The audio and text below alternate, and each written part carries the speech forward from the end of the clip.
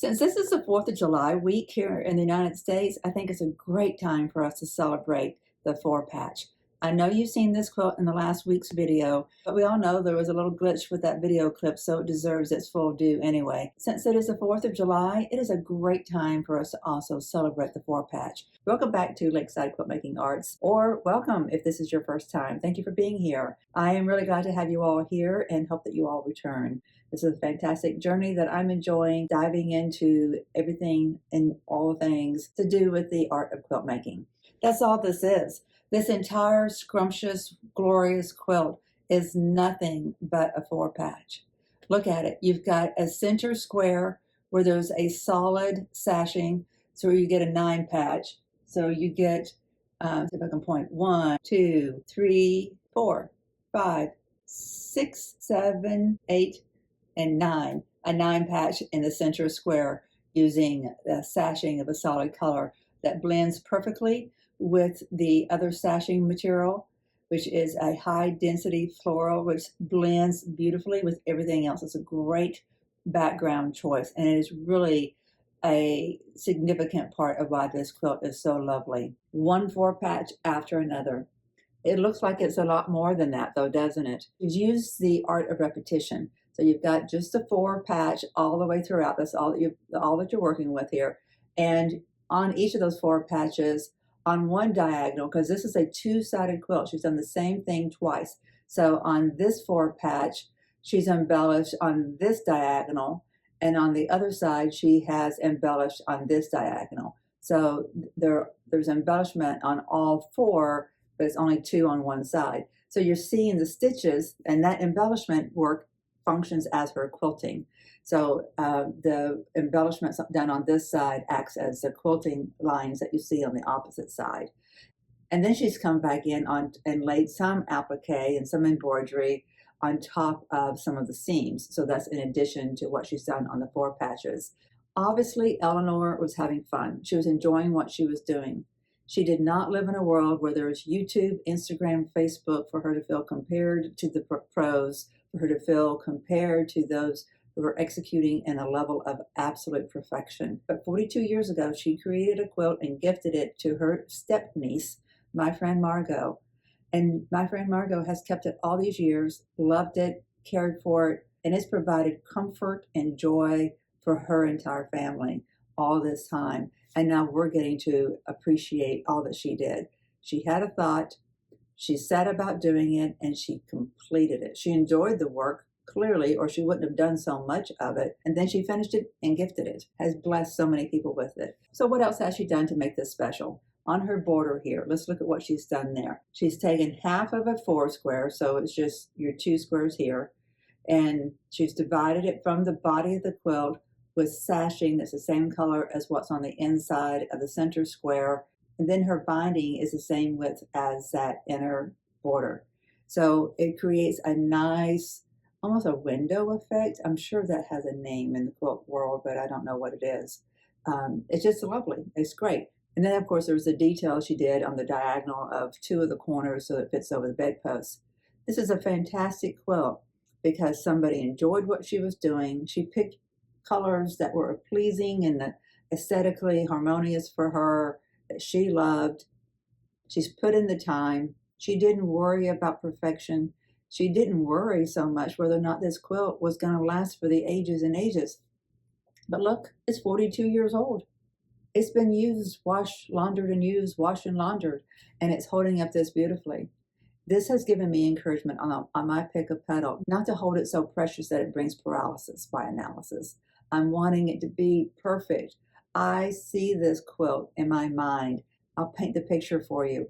It's sitting in a bedroom, simple bedroom. Think of an Amish bedroom that's got a simple twin bed in it, just a few little embellishments, and everything's muted colors, and then you've got that beautiful bold blue of my pick of petal, and it is just the star of the show.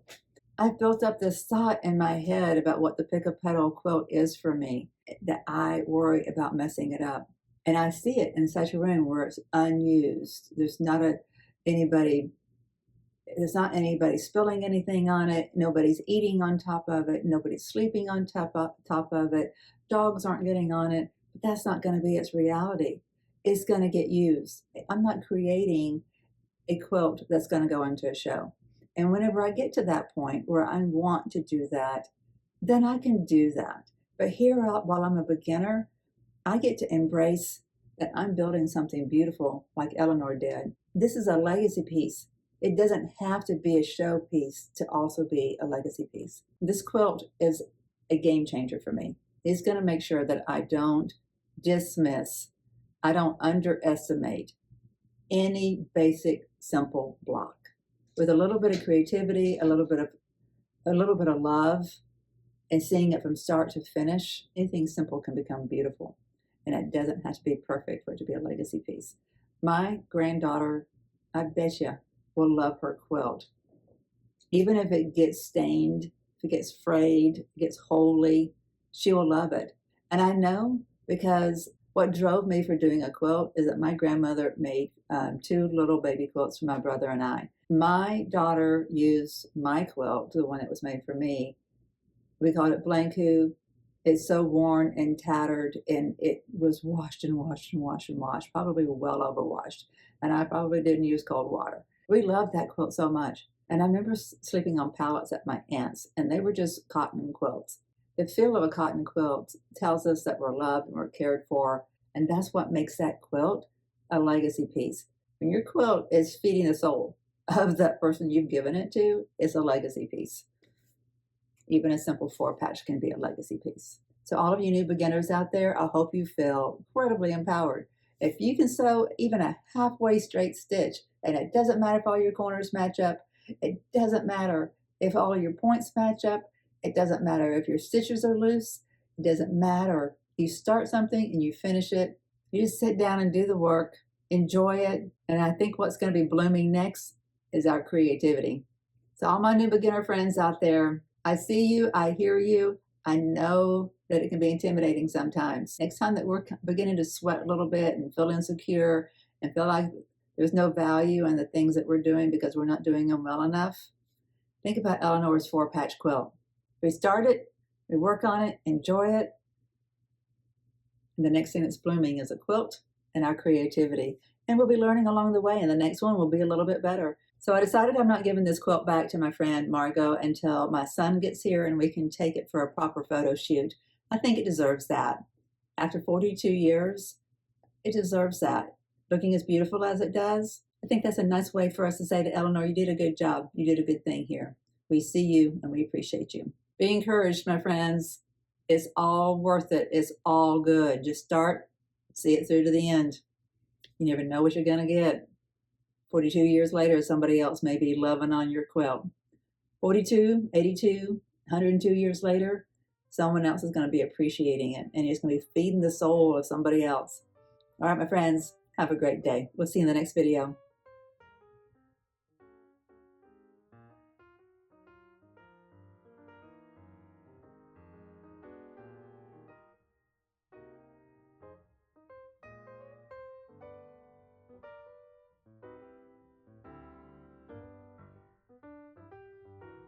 Hi, welcome back to Lakeside Quilt Making Arts. I can't sit here without a friend in my lap, so we're just gonna have to let her be here. So, I know you've seen this quilt already in the last video that I put up. This is the, what is it called? This is the Weeds and Other Blooming Things by Eleanor Seefeld Patrick. It's labeled 1982. Let's take a look at a few things that makes this quilt so wonderful. It is just a 4-patch, and this is a great time to say, hey, the 4-patch is not so.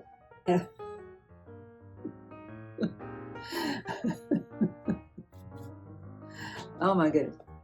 Happy 4th of July, everybody!